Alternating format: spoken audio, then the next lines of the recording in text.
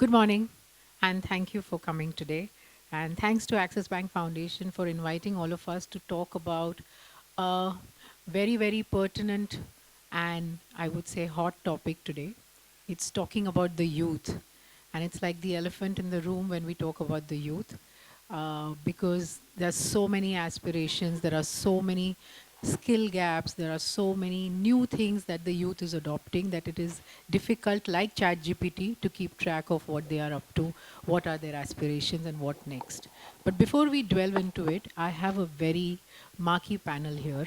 So, for the last 20 years, odd years, I've been focusing on skilling underprivileged youth and linking them to markets in senior government positions, multilateral funders, and now as founder of Youth for Jobs, which works with disabilities. I think what energizes me and keeps me going on this single path is the fact that there are enough studies on our work which shows, and we see it every day, that if you give a good livelihood to one member of the family, more so if the person is disabled. It takes the entire family out of poverty in a very, very sustained manner. Our recent journey in disability was started by Project Parivartan, and happy to say that Axis Bank Foundation was our first funder.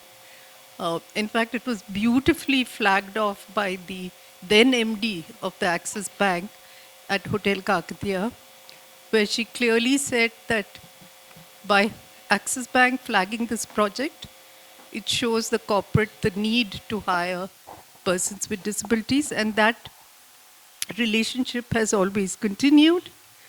Um, we began this work and continue the work keeping one eye on markets, one eye on youth. So we began first with what India needs most, which is youth with disabilities, with 10 to 12th grade pass from rural areas, training them, finding them the right kind of skills, and linking them to jobs. Very soon, based on the requests of companies, we moved on to educated youth and to give them the kind of trainings or the kind of support they needed to mainstream hiring of disabled so that it made business sense, like sensitization workshops, technology, synchronizing accessibility audit.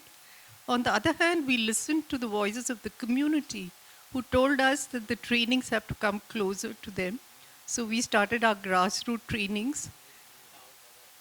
What has helped us is that listening to the community and listening to companies both simultaneously has really helped this evolution move forward, not pushed by us or pushed by the team, but it's come intrinsically from the stakeholders around, and that really, I think, has strengthened the program.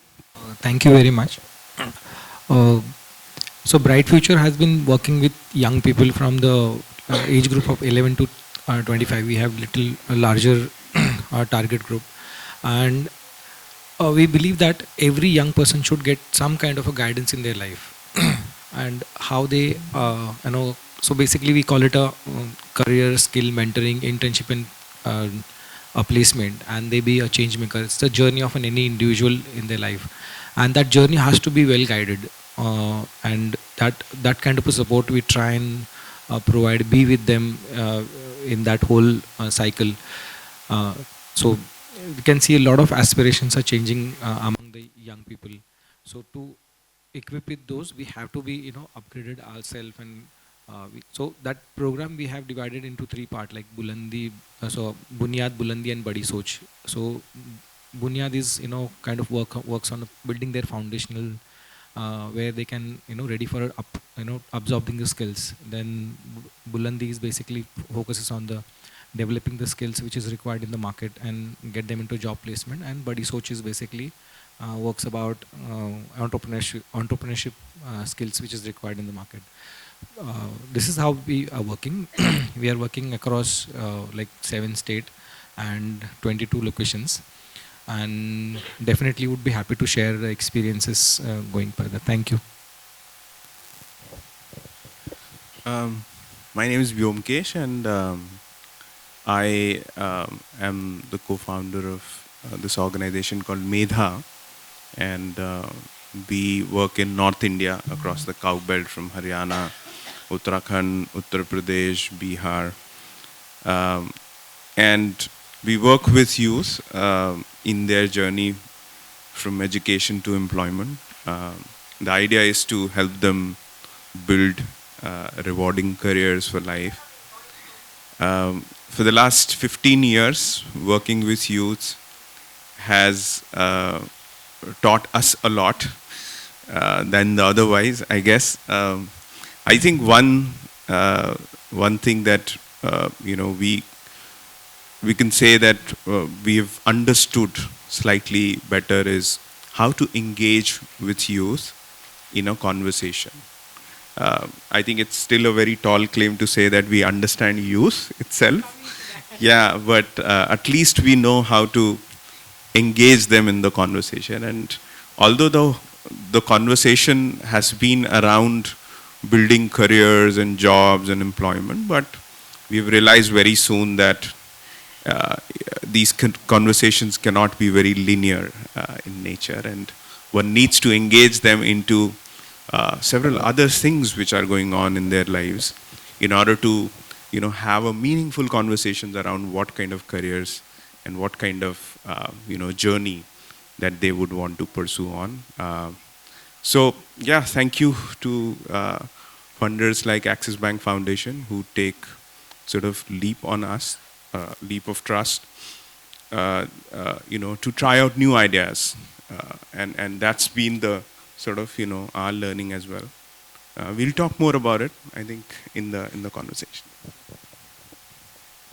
Hi everyone, my name is Arunesh Kumar Singh. I'm the CEO for Generation India Foundation. I'd like to start off by thanking Axis for being a part of our journey and for this wonderful partnership that we have. But I'll talk a little bit about Generation. Of course, we'll talk a lot more about how we do what we do. Generation is a global non-profit. We work in 17 countries. We were incubated by McKinsey and Company through McKinsey's social initiative, and are in India now for the past 8 years. Largely speaking, what we do is to provide employability skills to youth and provide them with opportunities that they would not have access to otherwise. And the whole idea is to be able to, like a lot of our panelists said, to be able to provide a very holistic uh, uh, view to how training is done, and then ensure that these learners get jobs, and then also make sure that they stay in those jobs. And the way we go about doing this is by following a very comprehensive market-driven, demand-driven 7-step methodology. The idea of this methodology is to essentially start with jobs, which is, we will basically try and understand where are the jobs that exist. And we will not start into a job role unless until 80% of our learners will not get jobs. Once we've identified that job or sector, we will then study that job role in fair amount of detail. We shadow that job role for 6 to 8 weeks and identify what we refer to as pain points for the employer and also for the employee or the learner, and then design the curriculum accordingly. So that makes the curriculum very updated, very relevant to both the employer as well as to the learner. And then the training starts. The training is, of course, domain training as it's called, but a lot of it, but 60% of it also focuses on behaviors and mindsets. It's very demonstration based. So, domain training is the easiest thing to do. But are you able to create specific mindsets for that job role, which is what we do. We understand that the mindsets, behaviors and mindsets for a retail sales associate is going to be very different for a customer care executive. And we are able to do that because we do activity mapping of the job that we are getting ourselves into. Then we find the jobs. So it's not just about training. We ensure that our learners get jobs. If there is a cohort size of 30, we will not start that cohort unless or until we haven't lined up 1.5 times number of jobs. That ability to guarantee our learners 100% opportunity for an interview we offer. Because the whole idea is about employability and economic mobility, not about training. And then we also ensure that they are they're being retained in the job, and we take a lot of things. We do a lot of things, and we'll talk about that in a bit. And we, of course, are very data centric. We use data a lot to ensure that we are able to not just take corrective action, but understand the path that we take. Quickly, I'll take another 2 minutes to explain how do we measure our success, because that's important as to how do you hold yourself accountable to the wonderful partners that we have, such as Axis Bank Foundation. See, we measure ourselves across 3 areas. One is breadth, the second is depth, and the third is durability. Breadth everybody does, which is the sheer number of people you are training. And depth is, I think people are now talking more about it, which is what are your percentages for placement? What are your percentages for retention? And how does it compare to a baseline? You can say that your placement is 80%, at least ours is 80%. But what does it mean by itself? I mean, is there a baseline that you're comparing yourself to? And yes, there is a baseline. The baseline is the PMKVY schemes, and I think a lot of us know as to what those baselines are, but pretty low. Retention is not even measured. So I think breadth, the depth is another important thing. The third thing which I think we are now beginning to do is durability. That what is the long-term outcome? What is the sustained outcome of what we do? And this is largely having to do with the financial well-being and the mental well-being of the learner. Are we able to move from minimum wage to, sort of factors beyond that? Like, are we able to move to living wage? Are we talking about better financing? Are we talking about savings? So we are looking at a much longer view, in the 2 to 5 year out sort of outlook towards in terms of what happens to our learners. So we'll talk about that in more detail. Thank you. Thank you. Like I said, each one of them comes with a vast experience, and we are aware of the fact that we want to create an engaging session here. There could be lots of questions going through your mind when each one of them is talking about their projects, talking about the kind of methodology that they use in skilling and employing the youth. So we will ensure midway that we will address all the questions that you may have, even pointers that you may want the panel to answer or pivot the discussion to that level. We can do that. To begin with, I think what we'd like to do is, we've all heard what is happening in terms of the program. We've all heard what is it that they do to skill the youth. I'm going one step further, just behind, to say, who is the youth today? What is his changing aspiration? And what are the skill gaps that each one of them sees? I think I'll start with Kishore and then probably move on to Meera, get two diverse views, and then build on the questions before Byomkesh and Arunesh comes in, because we don't want it to be like one single, everybody answering that question. We want it to be more interactive within the panel also. So over to you, Kishore, if you can start with the changing aspirations of the youth and understanding the current skill gaps that they face. And it's not only a challenge for you from a perspective of that you are in the space of employability, but what is it that the youth is facing today on ground, whether it is in the rural area or urban area? So first of all, this is very difficult question to understand from the youth mind. उनके मन में क्या चल रहा है, तो that's very difficult to understand. So whatever observation or whatever data says, a lot of time we see the education, for example, what kind of education they are taking, and let's say they are taking education, but the skills, education and skills is different, but the understanding of skills is very, very minimal, and that's how the gap creates. For example, I have done masters, I have done graduation, but am I skilled enough to get a job? That understanding, to build that understanding, is very, very difficult, and obviously that takes a lot of time. So when we do this kind of a 3-month program, in that we could only touch up on basically just to get them into a job force. And from that level, once they get into a job, then I think next 5 years they take to reach to actually which is required in the market. So if you look at the soft skill part, which is very, very important to retain and sustain the job. That's the very crucial one. And again, the kind of education which they kind of get, a readiness of that absorbing new skills, that's also become difficult. And with a changing technology and accessibility of technology, the aspirations are going very high, because when they see work office and all those things, they really aspire for those. But there is a huge gap between the the startup job and the um, where they want to reach. So that whole perspective is very, very important to build them, and that's the reason that we kind of focus on more on a guidance rather than a building them skill. So I feel we can only guide them a lot of time, because they have to choose where to go and what to do in their life. And so this is about urban youth, I can see, and even rural youth also. Like, again, the gap is huge. At least in cities, you can have little bit of quality education where your foundation is little bit built up. But again, if you go to rural, then that goes further down. When we say school education, that should build the skills. But even if the soft skill, it doesn't happen.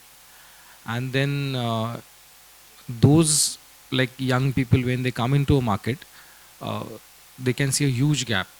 You can see somebody who has trained, like, taken education up till master level, sometimes they face difficulties in solving basic mathematics also, which is very, very much required at the job level, or maybe using, like, creative thinking, problem solving, those kind of things. Then a lot of time those challenges becomes the hindrance in their progress. So I think this is what we can have more panelists to discuss. Yeah. Thank you. So I'm going to focus on rural youth with disabilities, um, because that's what we do now. Um, I think one thing is clear to us: when we started this work about 12 years back, we started with rural youth who were 10th and 12th pass, because that's what is maximum in India. And it was good because we were able to give them jobs in companies. For example, Amazon has about 4,000 speech and hearing impaired youth of ours. But what is happening now is that many of them are hitting a career block because they don't have the graduation. So, and unlike non-disabled youth, they cannot do self-learning because the first job is extremely difficult. It's back-breaking, long hours. Certainly the speech and hearing impaired and the visual impaired can't do self-learning. They need tutor-based learning. So if we look at our Swarajability, we find that 25% of the youth have now got a degree, and they're coming back to us saying, now you give us a better job, okay? Not always easy, because as we know, in India, a graduation doesn't necessarily mean a better job, you know? So working with those aspirations is one issue we have to do. The second is there's a trend towards local jobs, okay? And the trend is coming from, I think, definitely one reason is that in each election, youth with disabilities get a lot of sops from the government. In Tamil Nadu, they give them a house, they give them 7,000 rupees. So the incentive to take an aspirational job is getting less. There are educated, I mean, I can't say they don't. There are even girls with disability who want aspirational jobs and don't mind migrating with support. But the request for local jobs is becoming larger. And actually that's interesting, because what you have to do is you have to work with a new kind of market, which is the MSME market. And there are very interesting things which are happening in that market, which we don't understand because we sit in glass offices. And let me just give you a recent thing which we realized in Koppal. We realized in the grassroots of Karnataka, again and again, this local marriage broker was hiring only youth with disabilities in 7 districts. Okay. So we said, Arey, let's find out why is he taking, as he scales, he's hiring only our youth. And then we found out because of the loyalty. Ours is not mixing databases with Bharat Matrimony, dedicated database. As a result, he's also working hard to make sure the right groom and the right bride meet each other. Sometimes our youth also gets married in this Bharat Matrimony. So it's a very, very interesting new kind of market, which is completely different, which we are learning by listening to them. The third is, I think, the need for gig jobs. COVID opened that whole thing up, and now it's shrinking. But that they've experienced that desire. It suits amazingly people with neurodiversity, autism, etc. So, how do we get the industry to keep that going? And the last is, I think, the necessity of choice, which we've really experienced. So, what we've personally done is we used to have an entrepreneur program which just used to go by itself. So about 100 people, 500 people, we've made entrepreneurs. But now we are giving every single youth who comes to our training center, Pan India, the choice. We assess him, look at his aspiration. If his aspiration is to be an entrepreneur, then we put him into that line, give him seed money, vet him, teach him business plans. So everyone has the option of doing both based on what is their aspiration. Thanks, Meera. There's a lot to take in terms of what all is happening in terms of the youth's employability.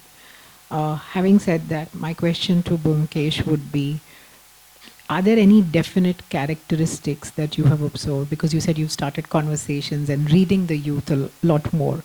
Any typical characteristics? Let me tell you, the question comes from the background where today when we talk about Gen Z, today we talk about next gen, we talk about now Gen Alpha and Bravo. Okay, we are talking about them with attention span of a sparrow. We're talking about them saying that they're flippant, they're not loyal. We're talking about flexibility and work from home or work from anywhere culture. We are talking about the fact that I'm a graduate, but I don't want a government job, or I don't want the standard job, I want something else. These are the traits that are being discussed when we are talking about employability. And let me tell you one thing. Today, the youth in rural area and urban area, the aspiration may differ in terms of relativity. The aspirations don't differ in terms of the actual absolute aspiration.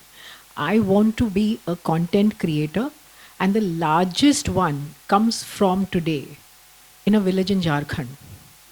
There's a village of Instagram in Jharkhand who prepares content on a daily basis. Now, I would say that 10 years back, we didn't know where that village would have been on the map. So today there are new avenues and aspirations to try out new job roles, I would say. Whether it is successful or not, it's different. So do you resonate with this entire, do you see the personification of the youth as I just described, or do you see a difference in what you are currently training or working with? Sure. Yeah, a lot of observations and learnings, and I'm sure that people here would have sort of, their own observations when we look at youth. Again, not at the risk of stereotyping them in a certain category, but a couple of things are definitely happening. One is the youth,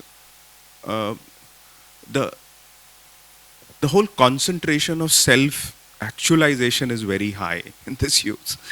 I think our generation or generations previously would settle down to a job which is considered, a good job, and would probably, grow and, make a good life. Yeah, retire there. Yeah, a lot of Axis Bank people. I know the bank very well, so a lot of people just stay there for a long time. But this youth is very different. I think we all see in our organizations as well when we hire them. their their idea of self-actualization comes in very early on.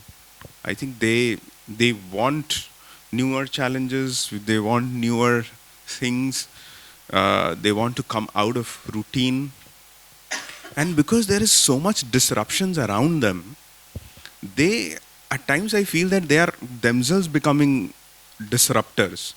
So they would disrupt a process if they are not getting a new one to do, I mean we have seen that they were just fired from a bank and they just did some big fraud against the same bank. It's like, and such a craftily done fraud.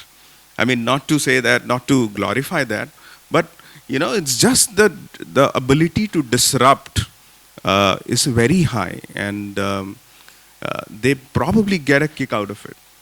So I mean, we have to sort of again, we have to channelize their energies in a way that they get to sort of do and feel what they want to, and again they are looking for very instant gratification as well.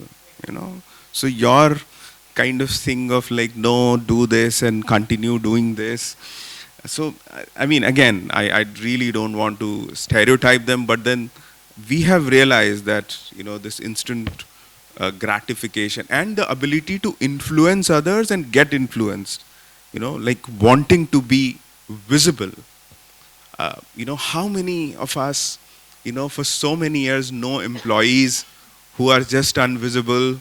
They are so, sort of important to organizations. They have been around. We know that they are the backbones, etc., right? This youth would want to be visible. You cannot just afford them, doing that hard work behind the scenes. So there is this new thing of like being there, being acknowledged for.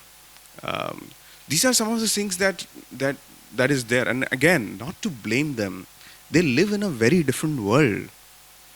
Very different world. I think that the world is disrupting so fast. I mean, we started with defining some employability skills and what is the employment or so-called good jobs. Everything seems to be just failing. Everything, even the definition of employability skills has basically, completely changed. What is good? What is a good job? What is a future job? It's like changing so fast that sometimes, I feel that whatever they are doing, they are coping with their own sort of world, in their own way. And I really don't blame them at all. The kind of world that they live in, I think they have sort of learned to live in it. And we have to probably sort of, support them, like I said, channelize them in a positive way. I think, Vyomkesh, it's a very nice point that you made about what are the core skills that will be required in future for employability, because the world is changing very fast. Technology is advancing as we speak. Something is going redundant. So just before I jump on that, I wanted to ask Arunesh, in line with all three of them, they spoke about the youth. There are merits and probably some amount of not so good points that we grapple with today. Do you see a vast difference, because you straddle both urban and rural and work with youth from both the areas? Do you see a vast difference, or do you agree with us that youth all across is the same? Sure. I mean, I think on the face of it, one would want to believe that aspirations between urban youth and rural youth are going to be different. And perhaps, urban youth, because they have higher opportunity, would perhaps have higher aspirations. But, to your point, that the exposure that this youth has because of the internet and because of access to, the mobile phone and everything else, that doesn't distinguish between urban and rural. If you were to perhaps do a check of how many Instagram users are there in the country, you'd be surprised that more or less the same between urban and rural. So exposure is the same. The, the difference, if at all there might be any, is access. That, urban youth clearly have more access to facilities. They have more access to, not information, but, training centers. Or take, for example, tech roles. If you've been to Hyderabad, there must be at least 300 or 400 training centers in Panjagutta. But you will not find the same in even districts that are bordering Hyderabad. Right? So access to that sort of training is available in urban centers. It is not available in rural centers. So to answer your question, I think the aspirations are more or less the same. The ability to fulfill them is limited to some extent for rural youth vis-a-vis urban youth is how I like. Just a question to the audience. Before we move on to skills and employability, which is the crux of what we are going to be discussing, we just wanted to lay the foundation for a persona of the youth today. Any questions that you may have, or any points that, yes, somebody there. Because we'll open it up for question and answers, I may just take one here, only purely just to understand if there is a diverse view or there is something that you would like to point out. Yeah. Please be very brief. Yeah. Thank you. One question I had was, are there any benchmarks for youth? Like we talked about entrepreneurship, or like what is the benchmark? If there are 100 students in, let's say, US or Japan or China, and they're comparing it to, let's say, Advance versus a Karnataka versus Delhi, what is that benchmark that we are kind of following? Like out of 100 people, are there 90 are entrepreneurs in US or 90 are employees, like employees here? Just to understand what is the benchmark that we are following? Do you have any statistics on them? Hello. So actually, that comparison is very very difficult because the technology the countries following and where we are. So हमें लग रहा है कि we have a lot of technology, but we are not. We are still at very very nascent stage. हमें लग रहा है कि हम सबके पास फ़ोन है, लेकिन accessibility of internet, लेकिन like accessibility of the data or accessibility of the right learning softwares. Okay, हम मतलब Instagram सबके पास है, but is Instagram is only used for learning things, or what kind of content are we creating? So वो difference है, मतलब that we still need to accept. We are like, for example, ChatGPT. How many people use ChatGPT? We need to understand that all those things also. So comparison is very very difficult. Yeah, maybe Vyomkesh can add. One indicator which is very widely used these days is NEET indicator बोलते हैं उसको, not in education, employment or training. We see that it's like the percentage which is not in education, employment and training is 30 to 50%. Anything beyond that is an issue, right? And we want to bring it more, amongst our youth or our alumni, we want to bring in smaller and smaller. कि वो किसी में involved हो. And who are these people? They are either, like looking for a job, or don't know what to do, or they are like, they have just completed their education and staying at home, or they are सरकारी नौकरी की तैयारी वाले भी इसमें आते हैं.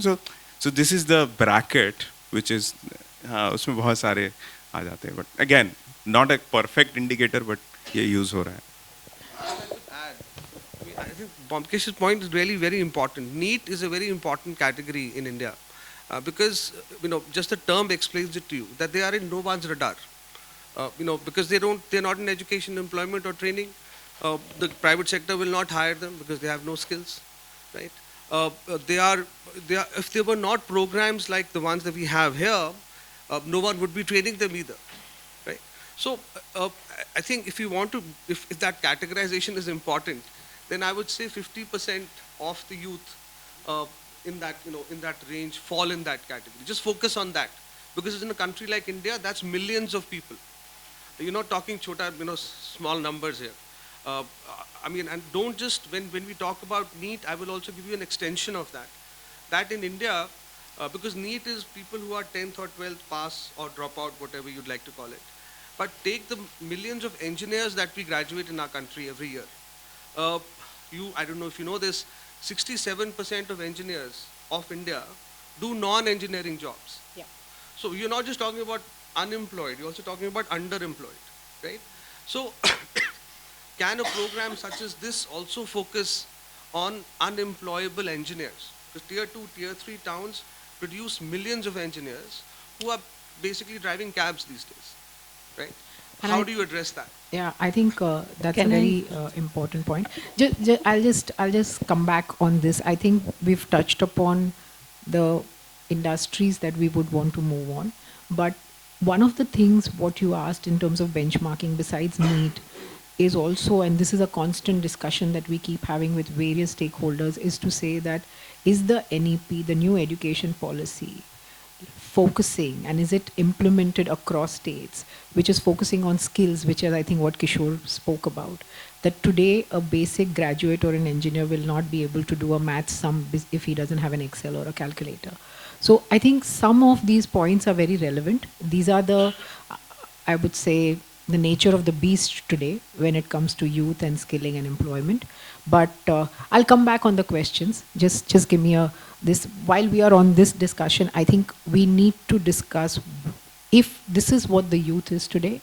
This is what he's getting in terms of education and skills. What are the emerging industries or jobs that you see in the urban and rural area as something that the youth prefers? We can start with Meera, and then whoever wants to take this up, happy to just.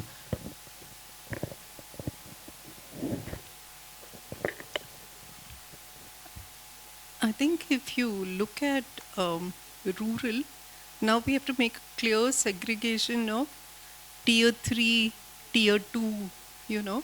Uh, when we began, I remember all that was one amorphous mass. But now, that's not enough. You really have to do a segregation, and that really means uh, understanding and customizing to the local markets.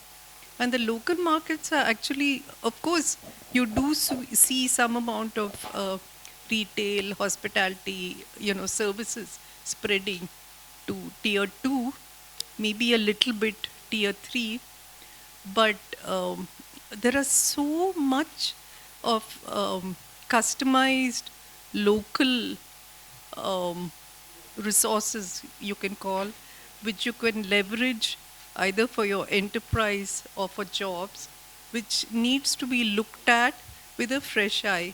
And that again, I think, is also a challenge even for those who are in the skilling space, because you have to reinvent yourself. You just cannot rest saying, I know all.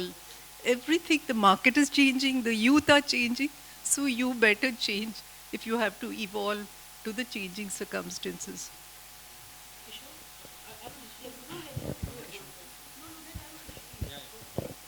I mean, very quickly, because we've done a study for this, and we try to understand what are the post-COVID sort of resilient sectors that would emerge, especially for short-term skilling programs.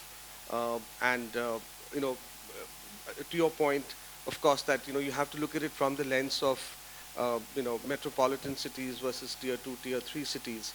But there are largely three categories that we feel are rapidly growing. The skills industry has traditionally done a very good job of providing trained youth or skilled youth in the service sector. Now, service sector means retail sales associates. We talked about hospitality, healthcare, and now you see a lot of movement happening also in the logistics sector. So traditionally, this has been the sort of sector which the skills industry has done a very good job. Of course, there are some very specific sectors like the SMO role, the sewing machine operator. That is again for I think decades now been able to provide very high amount of employability, and especially for women. I think that continues. And what we also find is that like Meera ji said, that it is now gradually shifting at least to tier 2 towns. and especially in the service sector, especially retail, and also financial sales. Financial sales is again moving down towards to smaller cities. So that's one. Green jobs are moving a lot towards tier two-ish kind of towns, because yeah. So installation, so green jobs are like a solar PV installer, or the maintenance of these panels, because these solar panels don't clean themselves, so somebody has to maintain them, and that is a big job. So I think again a lot of opportunity is coming there.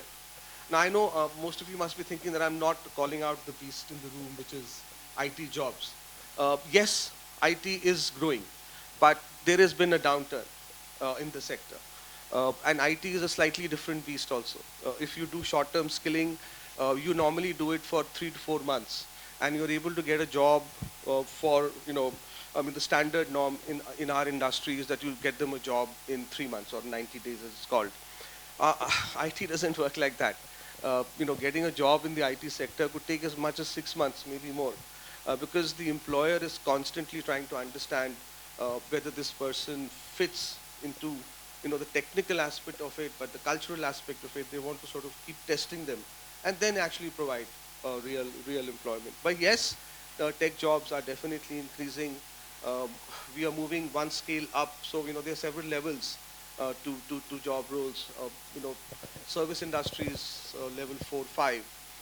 Tech is coming up to about 6, and or at least the payouts. Salaries for service industries it is 12 to 15,000 rupees per month. Tech could get you about 20 to 25,000 per month. So it is aspirational, but you have to have that sort of skill set. So Java full stack developer, cloud developer. There's a lot of work now, obviously moving towards AI. So I think that is there, but I think I would say that with a pinch of salt, because there are not enough jobs in the tech sector. So there's no volume, and that you can invest a lot of money in the tech sector to develop these job roles and train them, but you will be frustrated when you start looking for jobs. Yeah, it's very volatile. I'll stop.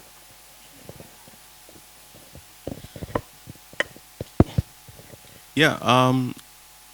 Again, we have थोड़ा nuanced होके हम इसको देखते हैं कि कहाँ jobs है. I think we have seen, like, we work with a lot of polytechnic diploma holders, government polytechnic diploma holders. When we look at it very closely, the diploma holders from the streams electrical, mechanical, and electronics get overplaced. So obviously there are jobs, right? And maybe like more than one job for each. But then for civil, no jobs. Very difficult to get a job. IT, diploma holders, it's very difficult because all engineers are already there and they're earning as much as these 3-year diploma holders. So no jobs. Then other streams, there are no jobs. The other thing that we have observed from our experiences, we believed that some of these bigger corporations would be the job engine in this country. That we have not seen, honestly. I think we have not been able to place in corporates as much as we have been in the SMEs around us. The SMEs, Lucknow based, Lucknow में कोई electronic startup है, कोई IT startup है, तो वो they are hiring, they are growing their business. Real estate similarly, hospitality. There is a guy who's opening up hotel chains and restaurants and things like that. They have been the bulk sort of hirers from training programs like us. This is different. I mean, maybe when Kishore would look at it, it would be different. We have not seen because all these bigger corporates are just opening sales outlets in our cities, in Azamgarh, Jaunpur, and people are not interested in sales.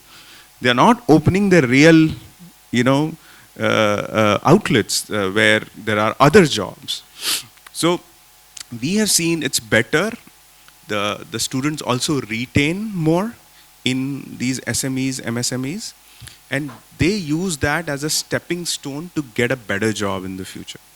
तो वो वहाँ पे 2 साल रह के 3 साल रह के can aspire for a better job. So these are some of the trends that we see on the ground. Just to add on to what Byomkesh said, I think the retail sales, just on the other side, if you talk to any third-party manpower provider, whether it's for Amazon, whether it is for a entity like a Quest Corp or Teamlease, when you talk to them, they just want warm bodies. Yeah, for the want of a better word, I need people in my store. Skills हम सिखा देंगे या आप सिखा के भेज दो, but that's it. Minimum wages, forget about living wages, standard minimum wages. I won't even pay 500 rupees more for a skilled person or somebody who just walks into the store and says, okay, I want a job as a salesperson. For that matter, I'm talking not only in retail, I'm talking quick commerce, logistics, and the gig economy. I'm just coming to that in a minute. There is a little bit of a risk here because you're not having transferable skills. Are they going to be still running around delivering at the age of 40 and 45? What is it that we are gearing up the youth for today is a larger question, not part of this debate, but just to your point, this is exactly what is happening. They just need warm bodies. I need 2,000 people. I mean, when you say such numbers, you know for a fact that you just need people to do probably mundane, routine jobs which require no skill, and there is, like Meera says, no career progression. Then they fall out of the net, and then of course becomes a greater challenge for people here on the placement and retention tracking. We'll come to it in a minute. But having said that, all the young employees that you are placing in new age employers, what are the changes? And you mentioned something about having an employer conversation or engagement. And I'm happy to ask any one of you if you think that what is it that the employer is doing today to accommodate the changes that the youth wants, whether it's flexibility, gig, and part-time jobs or anything. You may start or anybody else. I think one of the issues which we've been grappling is that how do we give, because there's a huge pressure saying, people with intellectual disabilities are not getting jobs, okay?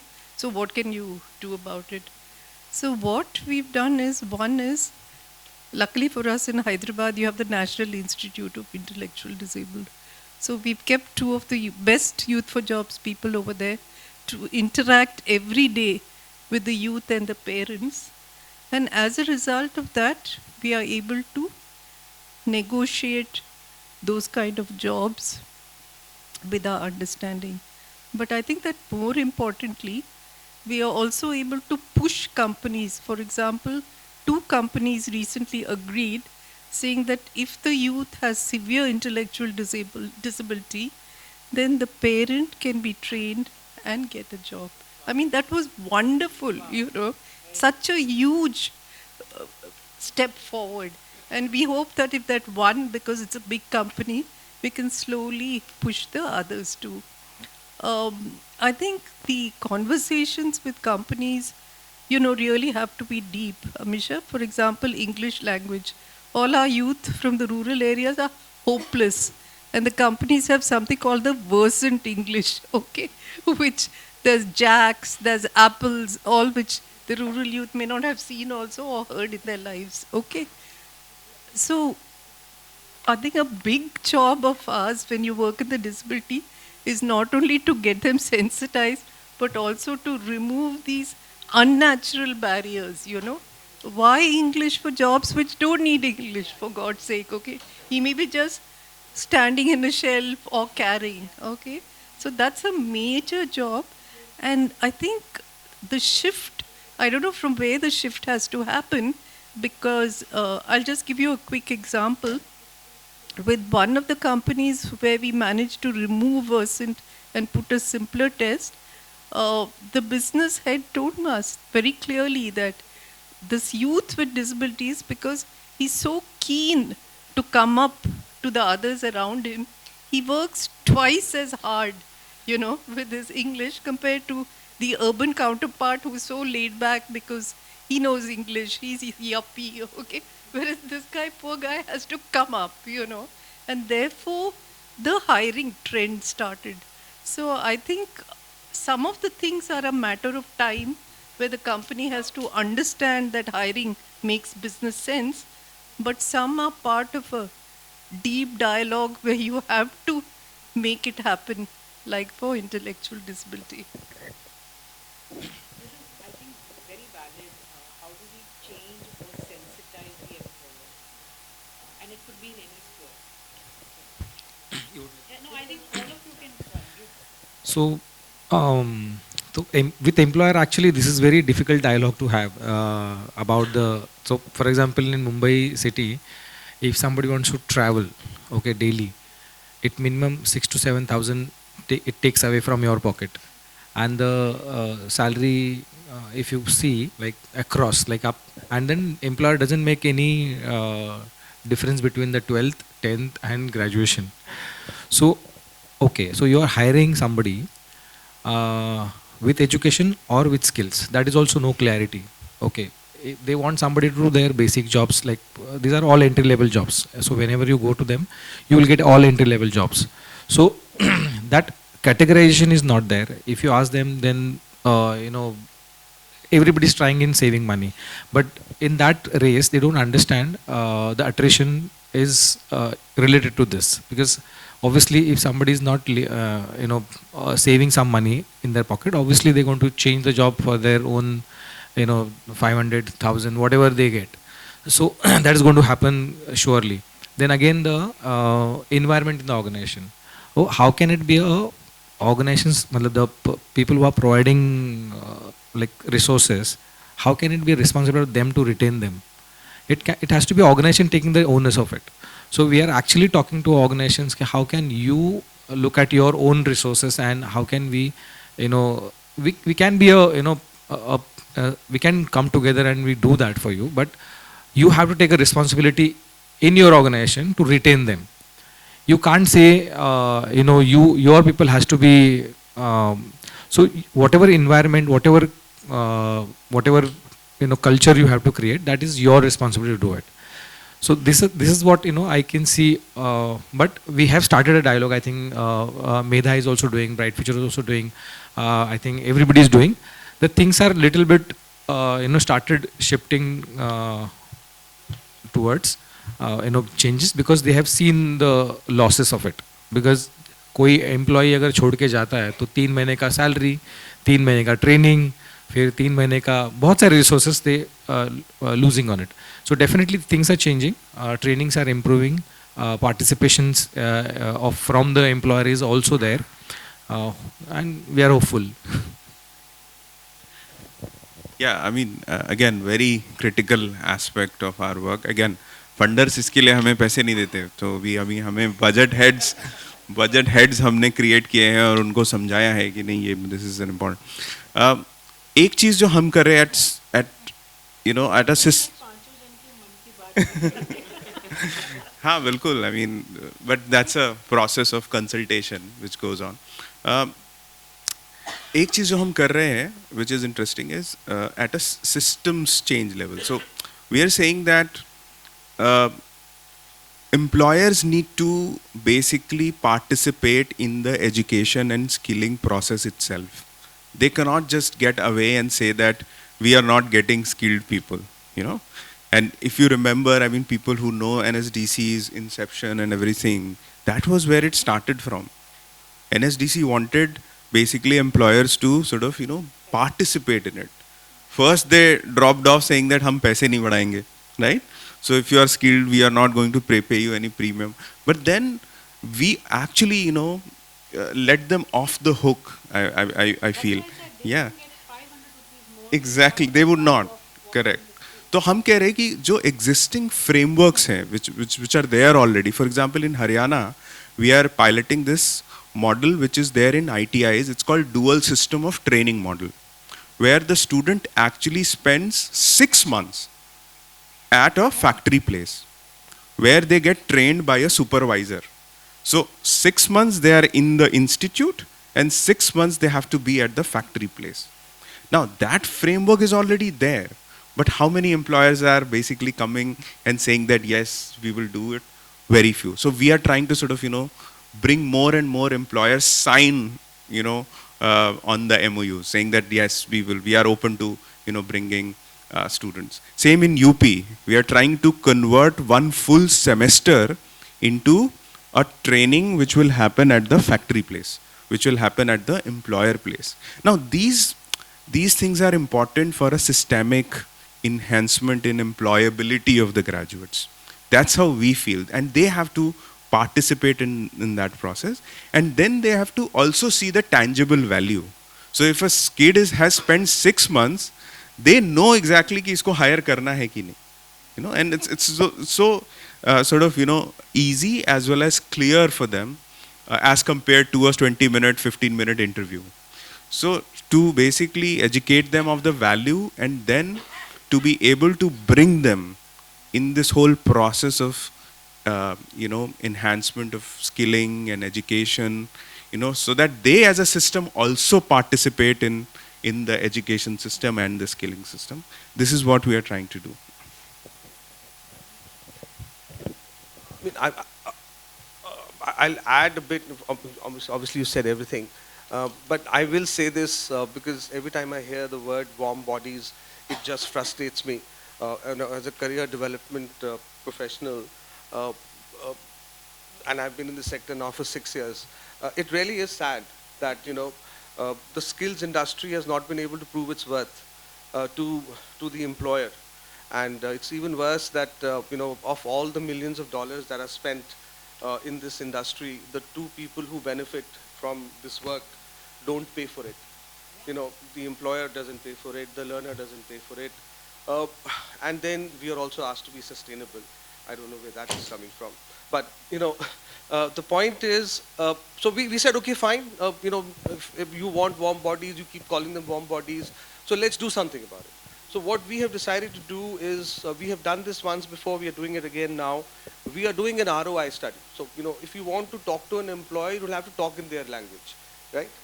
So what we are now trying to do is, we will very scientifically understand this job role. We will then understand what is the revenue contribution this trained individual is bringing to the employer vis-a-vis an untrained, unskilled, walk into the door kind of individual. We've done this before. We used to train for general duty assistants in the healthcare sector. And a general duty assistant is a person who works below a nurse in a hospital.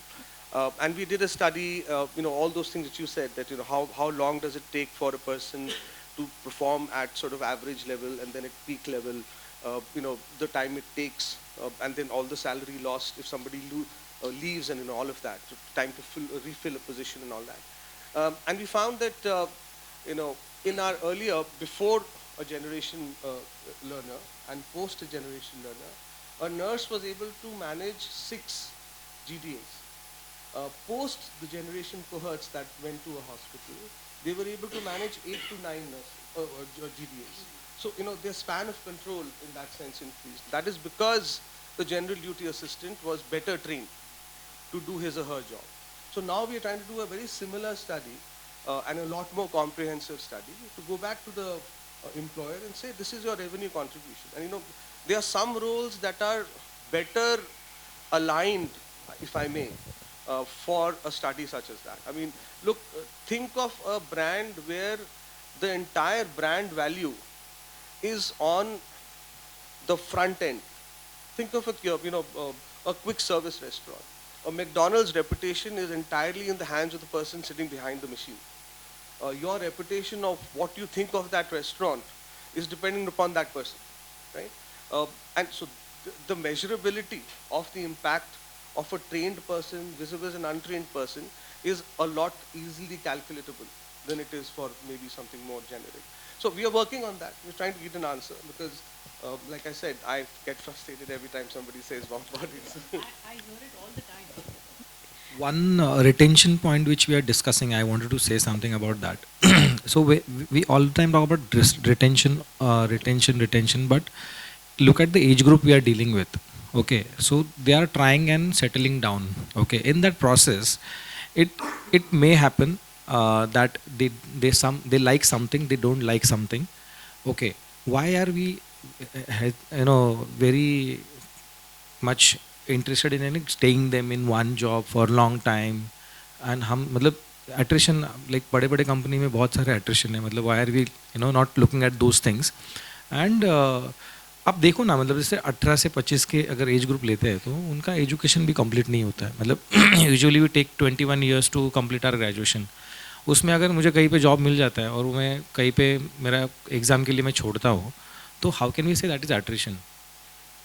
That is not attrition. या I really think, I mean, when I'm asked this question about attrition and dropout, I really tell people that it's time you started looking at the rural youth with the same benchmark of what you look at your own child. Yep. If your child goes abroad, you say, Baba. If this kid wants to migrate, you say, oh, migration is bad. He shouldn't move for an aspirational job. If he drops out, if he moves to a better job, that's called a dropout, okay, in the skilling parlance. But by God, he's in a mall, he sees the shop next door, which is giving him 500 rupees more. Why should he not move? And because of the way the skilling schemes are monitored, he changes his SIM. And therefore, you can't even actually give this, saying only he's moved to a better opportunity. So I want to tell every audience, I say this, please treat the kid with the same benchmark, same yardsticks which you use your own kid, and then you'll find that putting that youth at the center, the way you put your youth at the center, there will be no problems Exactly. at all. I think youth is a youth everywhere. Before we move on to the last segment where we are discussing partnerships with skilling institutes, government, educational institute to better the skilling and employability part, are there any thoughts, questions as oh my god, there are too many. Okay. So we'll go to Ananya because last time I did not give her a chance to speak. I think, one big challenge of this skilling system we have is we are always looking at people whom we are thinking, as you were saying, we're not using the same equitable lens with them. And you mentioned about MSME and you mentioned about Instagram. I think two sectors we're missing. One is entrepreneurship as a career choice. There is a lot of potential. Another is a creative economy. Why are we not moving to the sectors which have global demand, and thanks to technology there is access? One big myth is to go into a STEM field you have to be a graduate or 12 plus. No, it's a tool. And I'm part of a movement in South India where the participation of women is high in the manufacturing sector. So we are trying to get young girls motivated, and as you said, migration for a job. So go and work in an electronics factory. You don't need to be a science graduate. I think our skilling system is thinking of, laborers. We should not think of laborers. I think that's where we need a paradigm shift. I completely agree. In fact, Ananya, to your point, we spoke about entrepreneurship. We are talking about migration. And as much as I spoke about warm bodies, of course, it was a very instigating statement just to open up all the conversation. There is migration that is happening. If you read a study, I don't remember who did that, there are factories being built in different states where the states have given SOPs to and invited people to come and build factories. Now these factories require manpower from 2,000 to 5,000, and there is a whole series of migration where they even settle and rehabilitate those youth, whether it's women or men. The only problem which Arunesh, me and Byomkesh was discussing before the panel started is how do they get, and to your point, 6,000-7,000 on traveling, staying, the whole stay part, and the living wages and the existing wages are not matching, which is why some of them stay. I'll give you a classic example. Welspun, Vapi, Anjar factory. They require women, okay, because the factory, the nature of the factory demands that. But to actually provide for a hostel facility, food facility, or just access access to those facilities. We are not saying that the employer has to give those facilities. That's becoming a challenge. And that is something where it will require public-private partnership. It will not happen with just 2 or 3 things. Yeah, yeah, yeah. Actually, some of them are. I think some factories and they are. There are many. Yeah, they are thinking because when they are building a factory.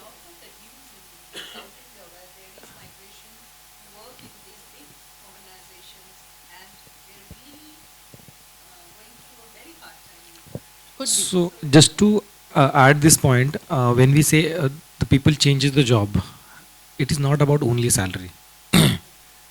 So definitely the exactly.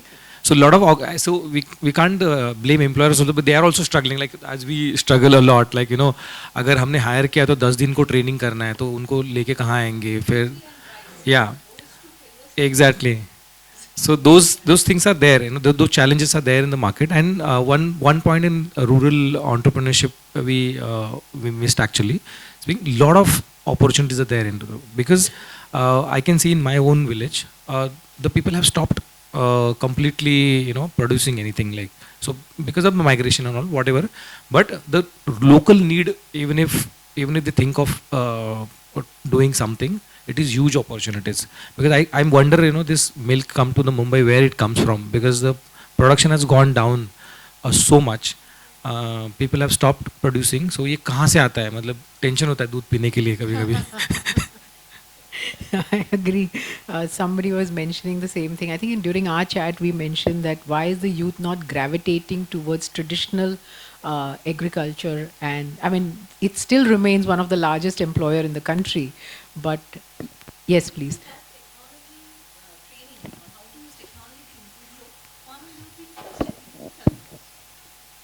Thank you. Just I'm adding to the point. So one, I think we have to see the tribal youths. So that is somehow slightly different than the other rural and urban youths. Yes. The aspiration. When I was working in Mandla, Madhya Pradesh, so I have seen that and I have experienced that. And another thing, the dignity. So whatever they are doing, so I think we need to bring back the dignity for the rural youth. That is important to maybe they can engage in the rural itself. The third point I want to make here is maybe the mental health. So the present condition, the mental health and youth, we need to see when we talk about skill and employability. Thank you. No, that's very valid points. And especially to your point on dignity, again, I think for in the series of things that we are discussing, we did discuss dignity. We discuss the pride and dignity of labor and dignity of the youth. Meera's point on saying English and today mother tongue influence when they go into customer facing jobs are not looked down upon. It's absolutely fine in certain areas, but I'm sure in certain other jobs it may be still a very questionable thing. So absolutely valid. Mental health and dignity, very, very important. Take your point. I know that wasn't a question, but I'll still, force you an answer because you talked about mental health. So as part of our 7-step methodology, so we recognize our learners come from poor backgrounds. They've never done jobs before. They have dependents at home. They're 10th, 12th dropouts, and needs and all of that. So as part of the 7-step methodology, we have a mentorship program where every learner is attached to a clinical psychologist. And they have 6 to 7 sittings with these learners, 3 months into the training and 3 months into the job. The idea is the mental well-being of the learner. And we have seen, because of the mentorship program, we have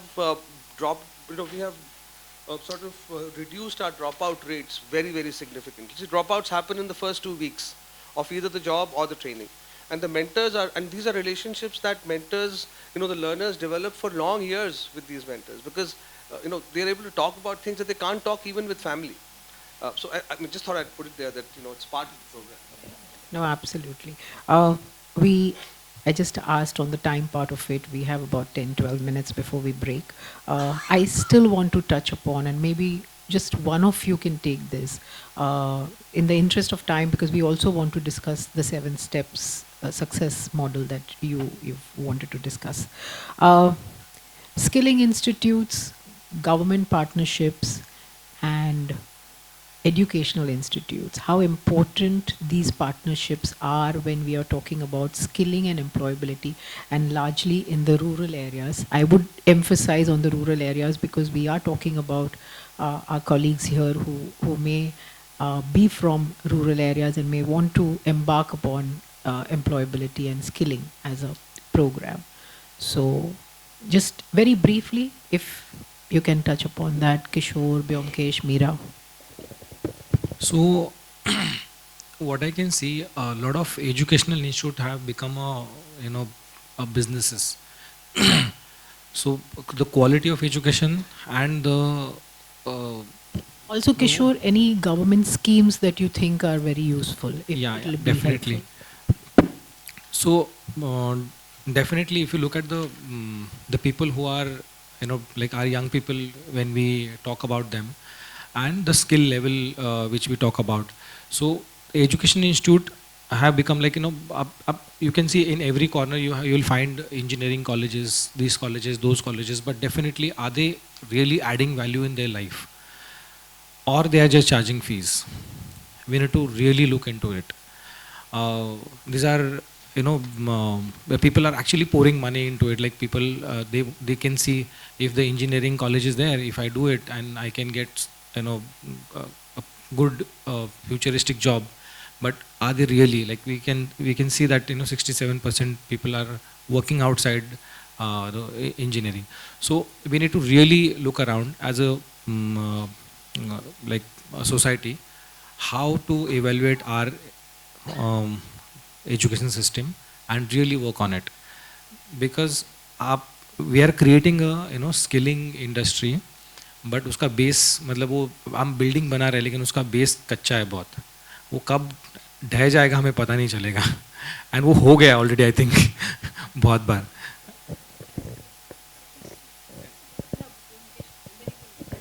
Yeah, sure.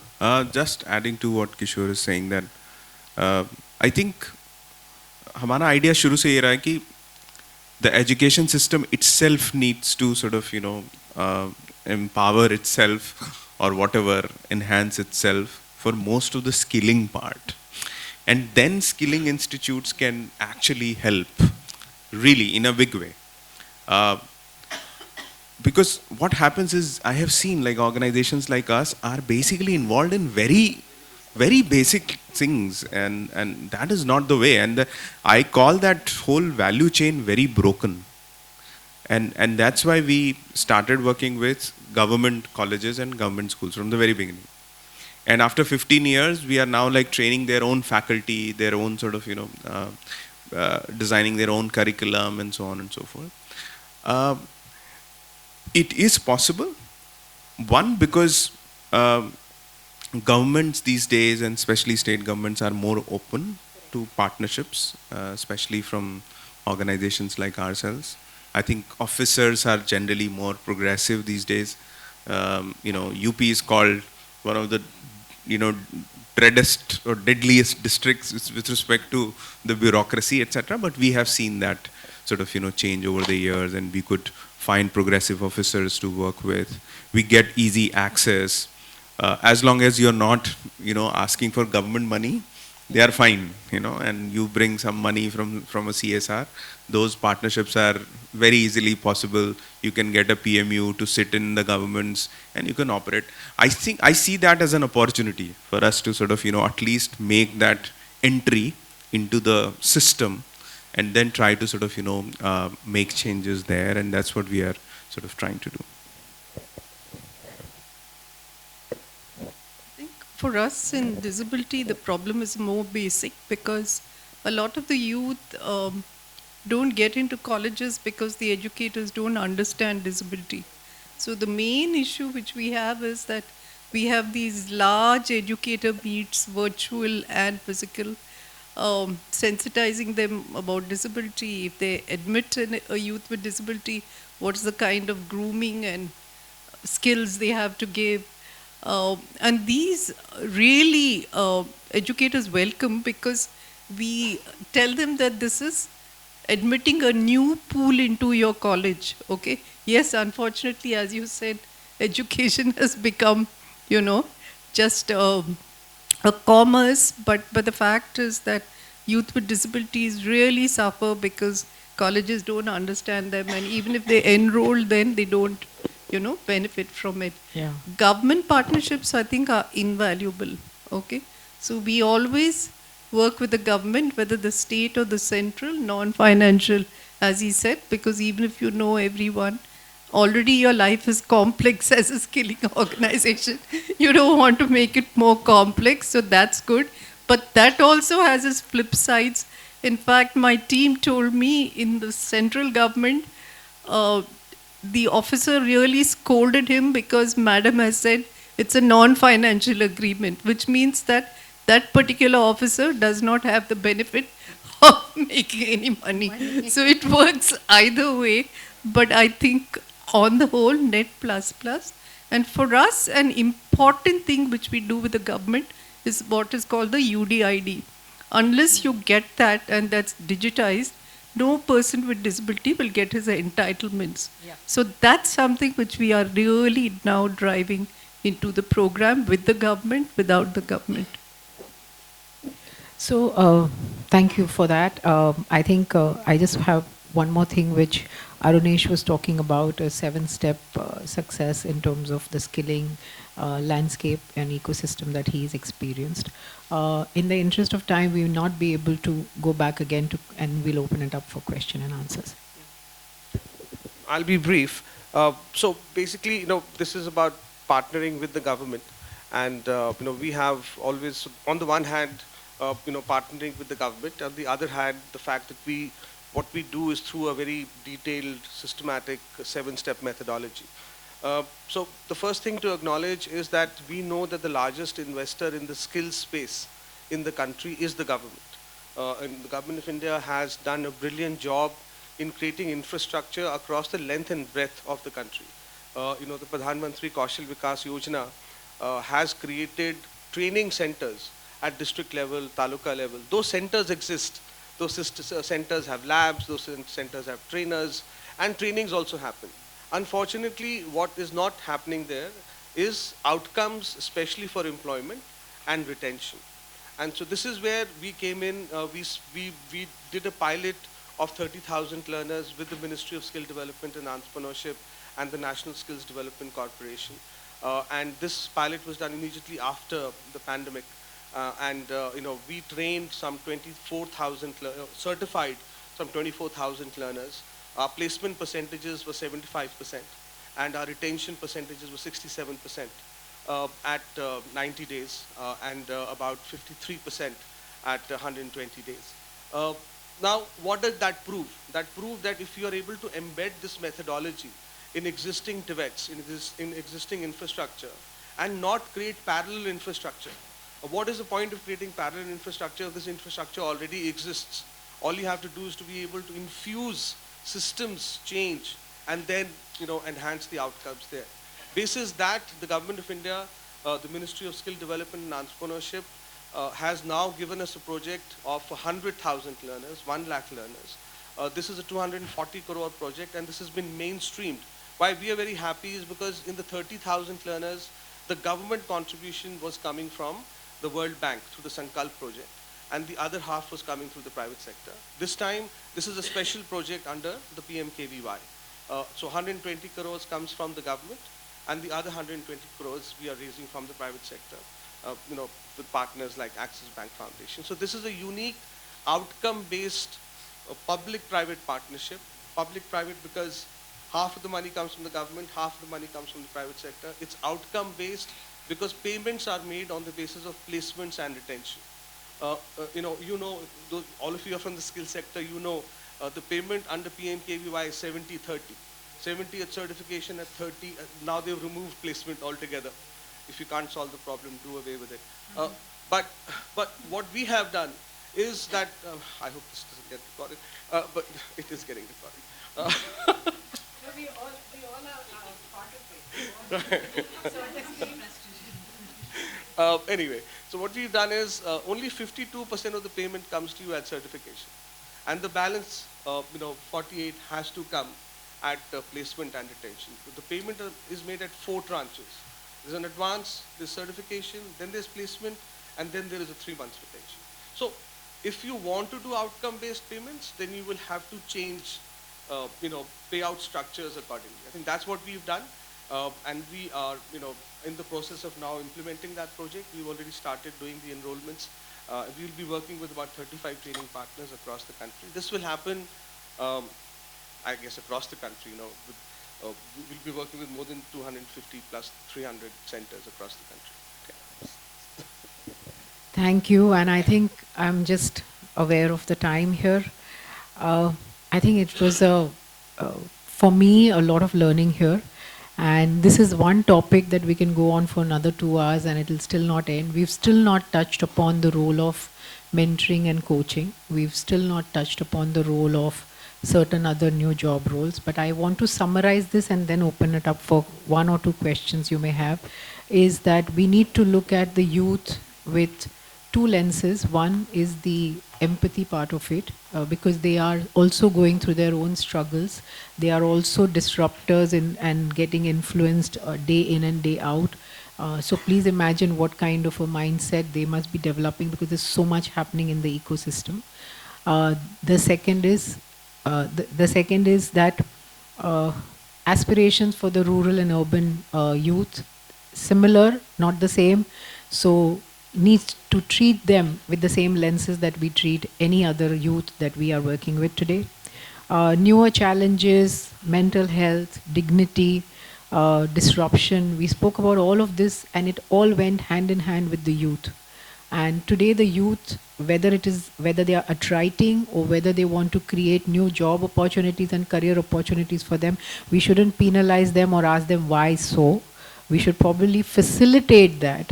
And that's what we as skilling institutions do. And we also need to sensitize the employers. I think that's the big thing that I heard today. So whether it is rural jobs and whether there are factories being set up, I think sensitizing employers is a key. The dialogue is a key. And a line item in the funders is also a key for that same dialogue.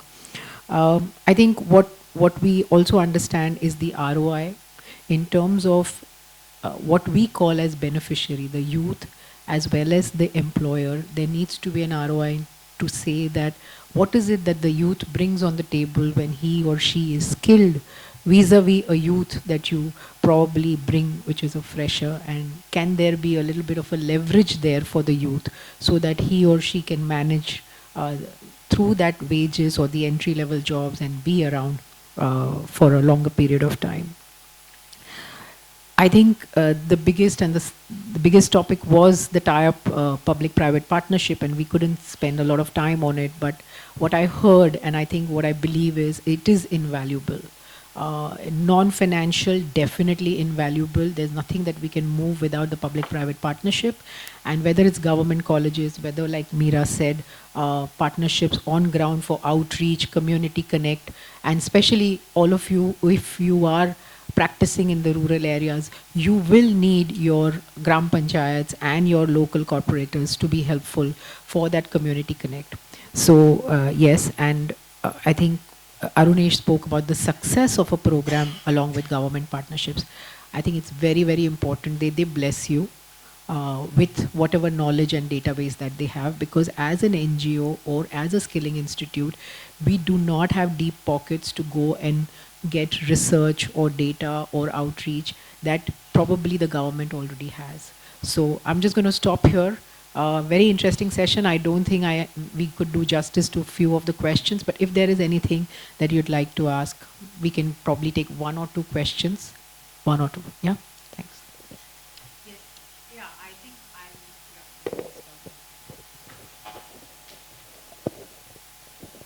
Yeah, I'm Prashanjit from CINI.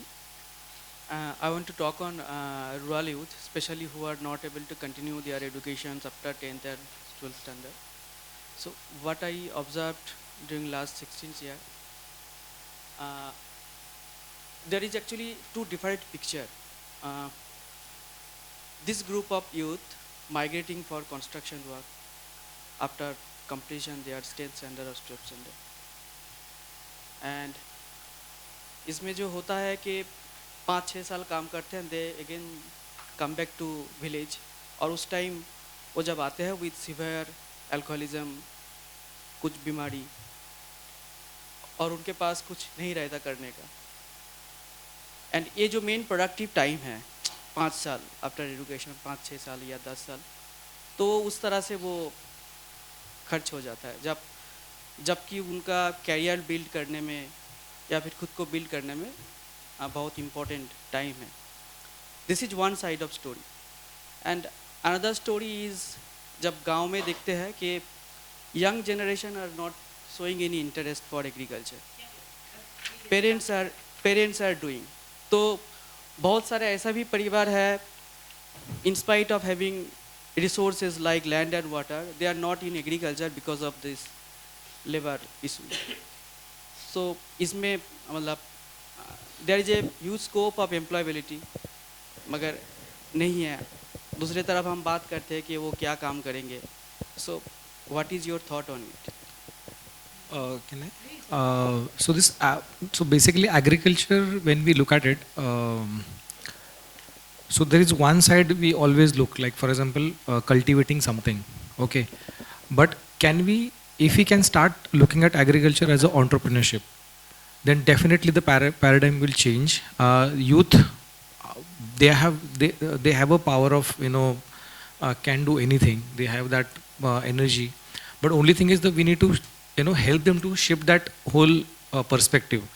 How can they see that if you go to villages, you see there are small enterprises already there, but only thing is how can we help them to look at through a perspective from the entrepreneurship.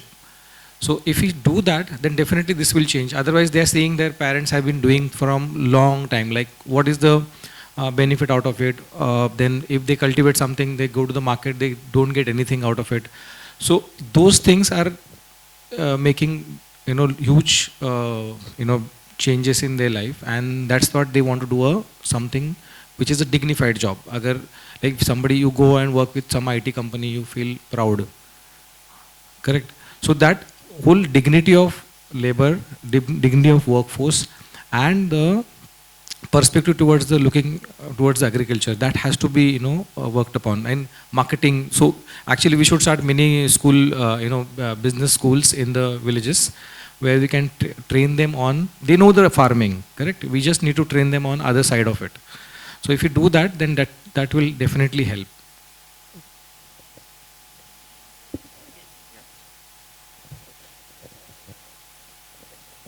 Good afternoon, this is Venkatesan from Dan Foundation.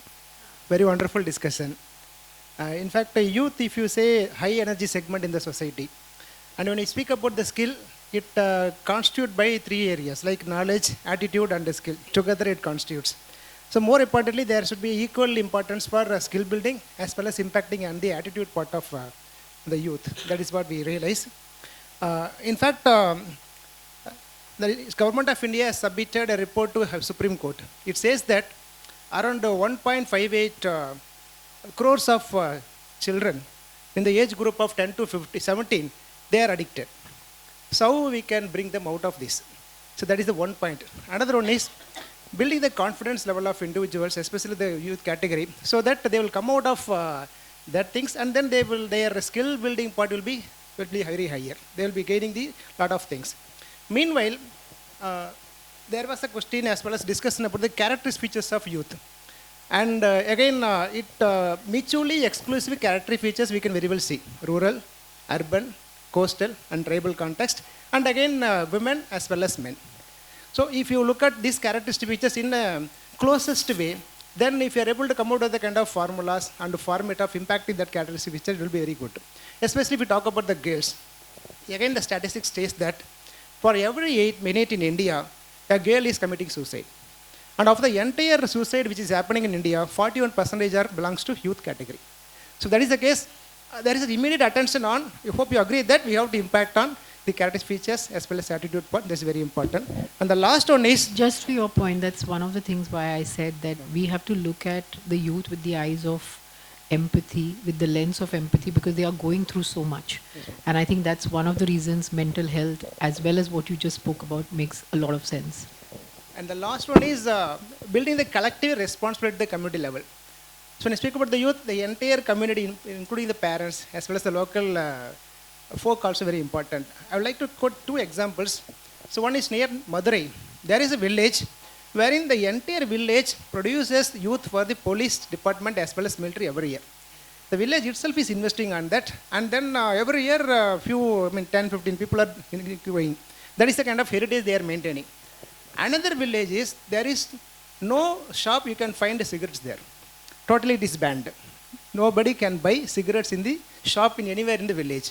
That is the kind of youth they have taken, and then it communicates that maybe the youth can go outside and then they can smoke, but the message here is it is not allowed. So that is the major strong message coming from the communities. That way, the collective responsibility of the community in building the youth on the behavioral pattern as well as the skill building pattern, so that will take our world to the next level. Thank you, ma'am.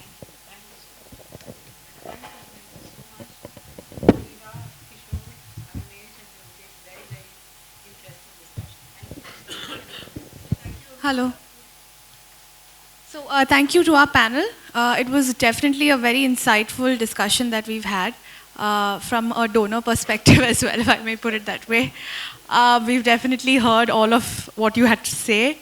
We're very sorry it's a little bit delayed. I know we're all pretty starving.